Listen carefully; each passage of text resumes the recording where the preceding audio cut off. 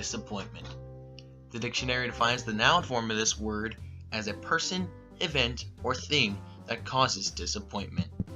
For fans of these college football teams, that word could be associated with the 2016 college football season.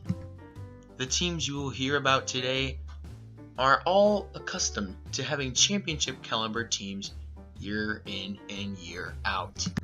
But 2016 just proved to be too much for them.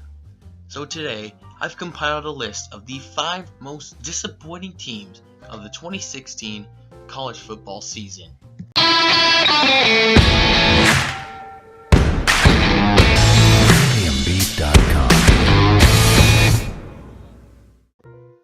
And before we officially get going here, I have 3 honorable mentions I'd like to make.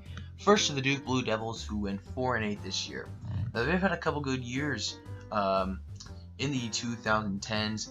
Last year they went 4-8, which was kind of disappointing. Again, based on those good years.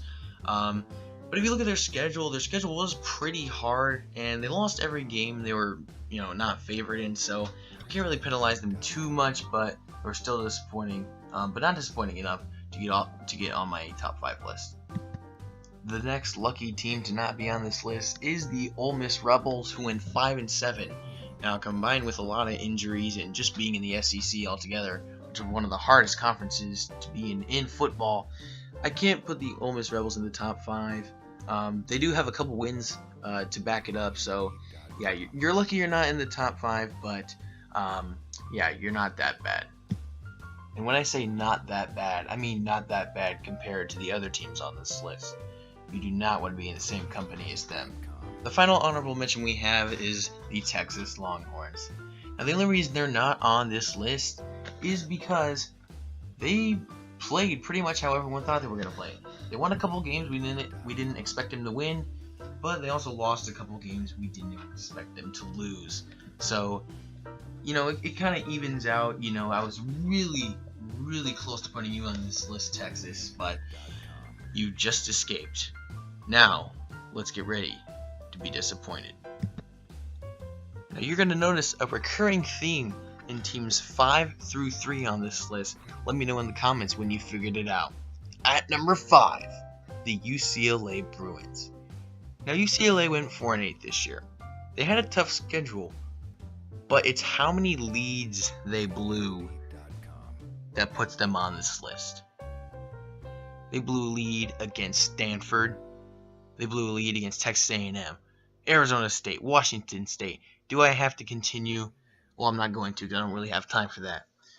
That's mainly the reason. They did have their offense was terrible this season against big competition. Against Stanford, they only scored 13 points and choked the game away by fumbling it. And Solomon Thomas for Stanford returned it for the touchdown, and the game was over. They had a chance in that game. In other games, I'm not going to go into detail. They got a lot of things to do tonight. But yeah, UCLA, they just choked so many games away, and they could have easily turned this season around. At number 4, the Arizona Wildcats. Now look, this team was rattled by injuries. That's one excuse, but you can't lose 8 straight games. After coming off 2 solid seasons, this was a horrific season for this program that was looking to skyrocket this year.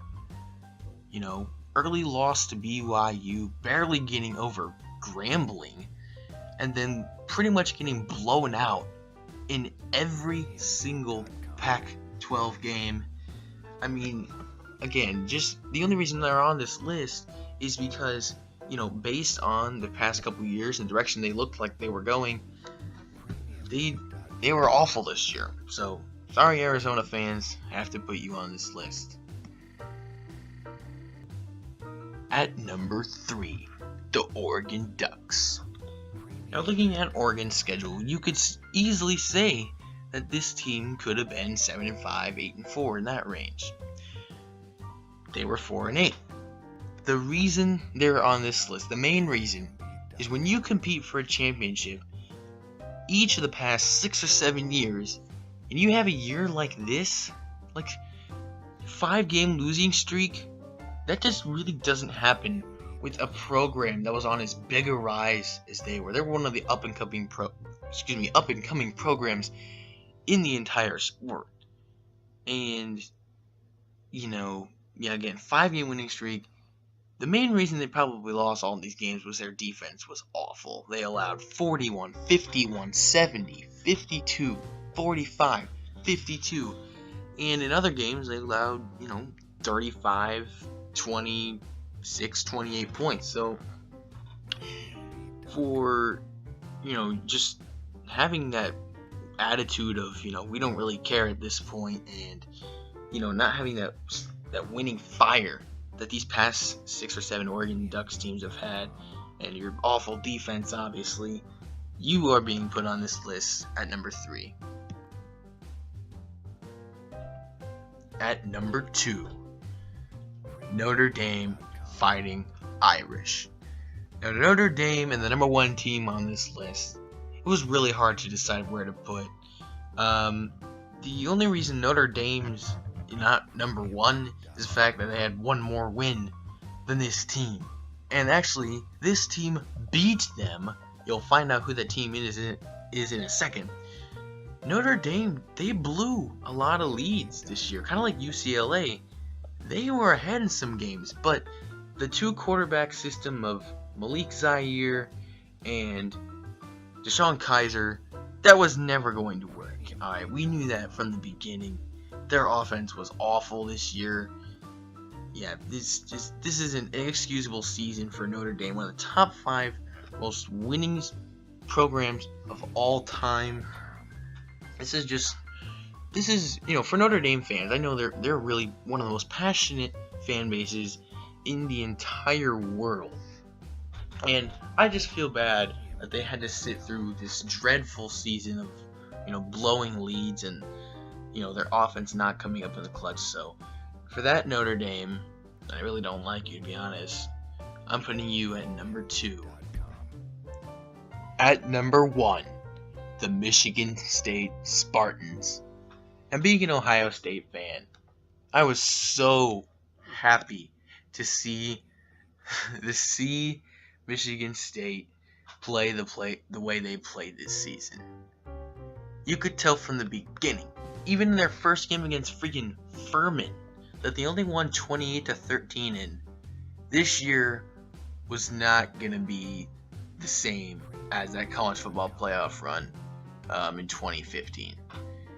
I think they proved this year that was a fluke. I honestly think the game against Alabama that year proved that, but this season was a staple in that theory, which is now a fact. They lost 7 games in a row. Now versus Wisconsin, a good team, that's understandable.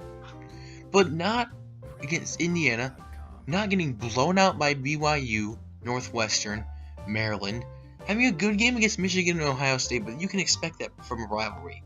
And losing at Illinois, who's one of the worst football teams, of the past decade. They won against Rutgers, but, if you didn't win against Rutgers, you shouldn't even be a football team. This team was just hard to watch this year. I mean, their offense, above all, was just terrible. I mean, yeah, Connor Cook leaves, but you still have the 2 quarterbacks that helped you beat Ohio State in 2015. And that Ohio State team is one of the most loaded teams of all time.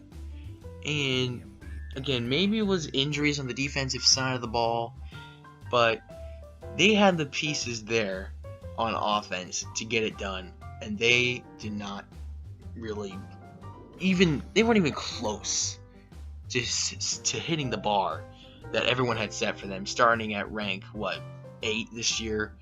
Yeah, this was beyond all reason a huge disappointment for Michigan State, and I would say I wish you the best, but I really don't like you at all. So I'm sorry to the fans, but yeah, Michigan State, the most disappointing team, in my opinion, of 2016.